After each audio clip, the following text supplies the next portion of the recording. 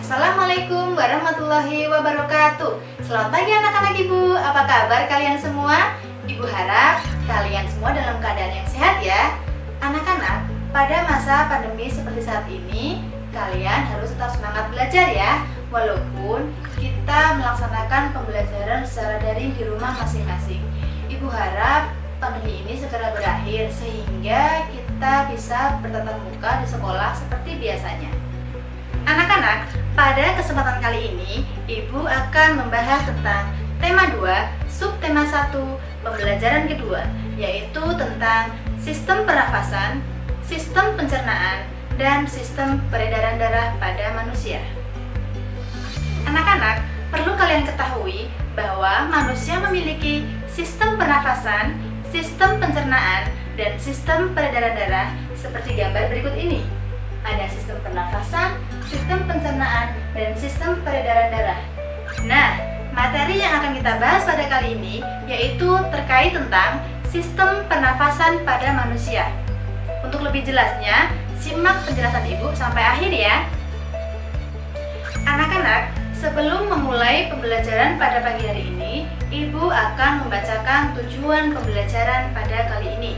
Yang pertama, dengan pengamatan gambar, anak-anak mampu mengidentifikasi organ pernafasan pada manusia dengan benar. Yang kedua, dengan menggunakan tanya jawab, anak-anak mampu memahami isi teks atau bacaan dengan baik. Yang ketiga, melalui penjelasan, anak-anak mampu menyebutkan ciri-ciri tangga nada diatonis mayor dan tangga nada diatonis minor dengan baik. Anak-anak, langsung saja kita mulai pembelajaran pada pagi hari ini. Perlu kalian ketahui, semua makhluk di bumi memiliki ciri yaitu bernafas. Termasuk kita sebagai manusia memiliki ciri yaitu bernafas. Lalu apa sih bernafas itu? Nah, anak-anak, bernafas adalah proses menghirup oksigen dari udara, kemudian mengeluarkannya dalam bentuk karbon dioksida dan uap air.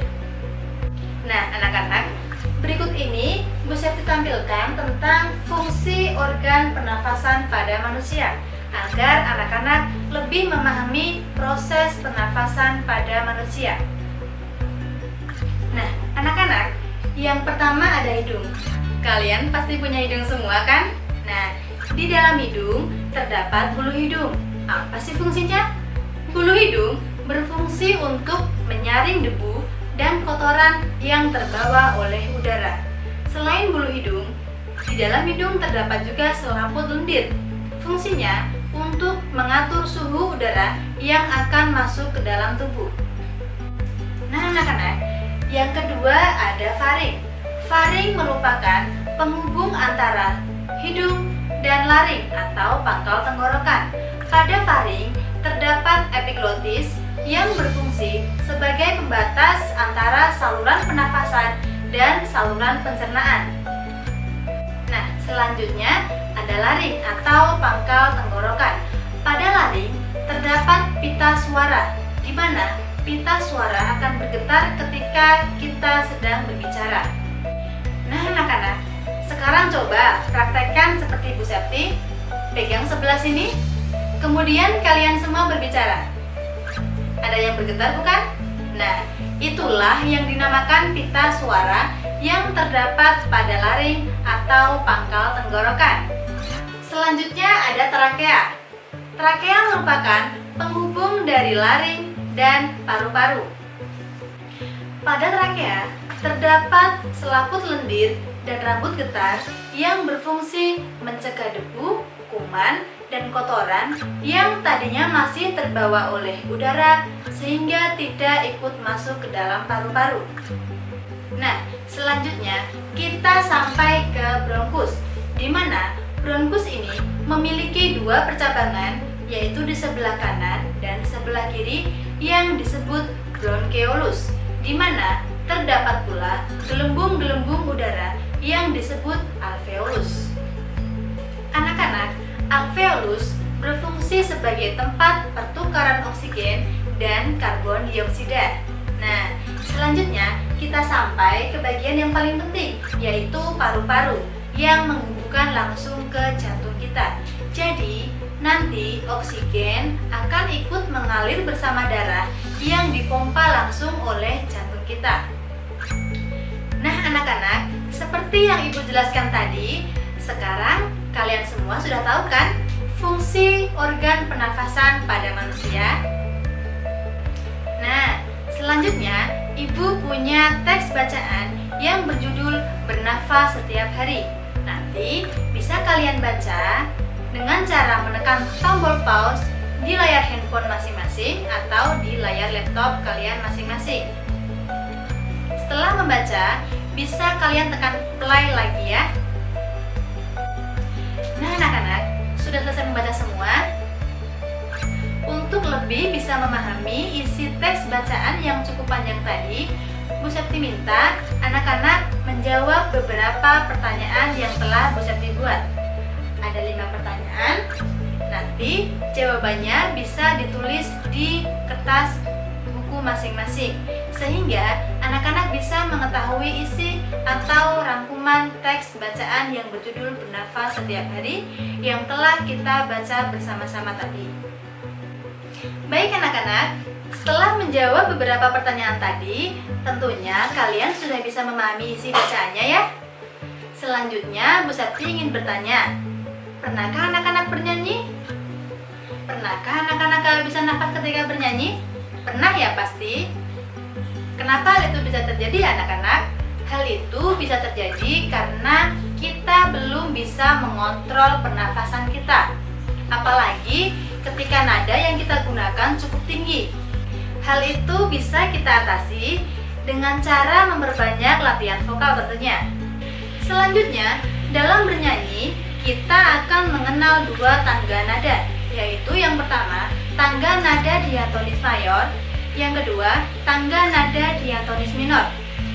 Ciri-ciri tangga nada diatonis mayor yaitu bersifat semangat, riang, dan biasanya diawali dan diakhiri dengan nada do. Kemudian ciri-ciri tangga nada diatonis minor bersifat sedih, kurang semangat, dan biasanya diawali dan diakhiri dengan nada la. Contohnya apa sih Bu? Nah, contoh dari tangga nada diatonis mayor lagunya bersifat semangat. Misalnya, Halo Halo Bandung, Maju Tak Gentar, Hari Merdeka, dan sebagainya yang lagu bersemangat. Kemudian, kalau contoh tangga nada diatonis minor itu misalnya seperti lagu Syukur, Bagimu Negeri, dan lagu yang kurang bersemangat. Nah anak-anak, itu dia pembelajaran kita pada hari ini. Walaupun singkat, Ibu harap anak-anak bisa menerima informasi yang telah Ibu berikan. Yang pertama, tadi kita telah belajar tentang fungsi organ pernafasan pada manusia. Ada hidung, faring, laring, trakea, dan paru-paru. Kemudian, yang kedua kita telah belajar tentang memahami isi bacaan menggunakan rumus 5W dan 1H. Apa saja anak-anak? Coba kita ingat-ingat lagi. 5W 1H ada what, yaitu artinya apa, who, siapa, when, kapan, where, di mana, why, mengapa, dan yang terakhir how, bagaimana. Dengan menjawab 5 pertanyaan yang mengandung unsur 5W1H, Ibu harap kalian bisa memahami isi teks yang telah kalian baca tadi. Nah, yang terakhir, kita telah belajar tentang tangga nada. Ada berapa tangga nada anak-anak? Ya, ada 2, yaitu yang pertama tangga nada diatonis mayor dan yang kedua tangga nada diatonis minor. Ciri-cirinya tangga nada diatonis mayor yaitu bersifat semangat, riang, kemudian diawali dan diakhiri dengan nada do. Contohnya lagu Maju Tak Gentar dan Halo Halo Bandung. Kemudian tangga nada diatonis minor memiliki ciri-ciri lagunya kurang bersemangat, bersifat sedih, dan biasanya diawali dan diakhiri dengan nada la. Seperti contohnya lagu Syukur, Gugur Bunga, dan Bagimu Negeri. Nah anak-anak, setelah ini kalian bisa mengikuti kuis yang telah Bu Septi buat di aplikasi yang bernama Quizizz, di mana nanti linknya Bu Septi tulis di kolom deskripsi, jadi nanti tinggal kalian klik saja ya. Sekian pembelajaran kita pada hari ini. Tetap semangat, jaga kesehatan, jangan lupa pakai masker, dan jangan keluar rumah jika tidak perlu.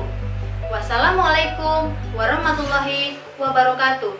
Sampai jumpa di pembelajaran berikutnya.